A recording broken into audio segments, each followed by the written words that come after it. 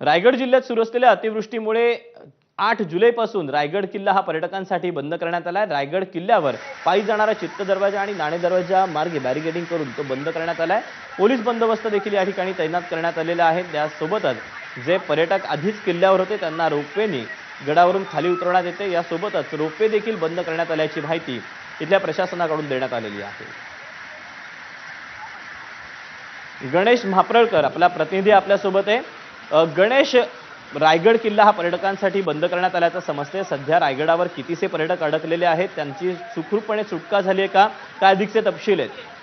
प्रशासन फक्त महानगरपालिकेचा कोट्यवधी रुपया आपल्या काही जवळच्या लोकांना, ठेकेदारांना मदत करण्यासाठी उडवण्याचं काम करतायत। पण ही जबाबदारी महानगरपालिका, त्यामुळे मोठ्या संख्येने पर्यटक त्या ठिकाणी दाखल झाले होते आणि अचानक दुपारनंतर पावसाचा जोर वाढला आणि संपूर्ण पायरी मार्गाने जे पर्यटक खाली उतरत होते त्यामुळे पायरींवरनं देखील मोठमोठे पाण्याचे लोंढे वाहू लागले आणि त्यामुळे पर्यटकांना जो रायगड किल्ला आहे तो खाली उतरणं इम्पॉसिबल झालं होतं आणि त्यामुळे अनेक पर्यटकांना त्या ठिकाणी मोठा या पाण्याचा सामना करावा लागला। आणि आज याच अनुषंगानं रायगड किल्ल्यावर जे काही कालपासून पर्यटक अडवले ते जवळजवळ 50 ते 60 पर्यटक वरती अडकलेले आहेत।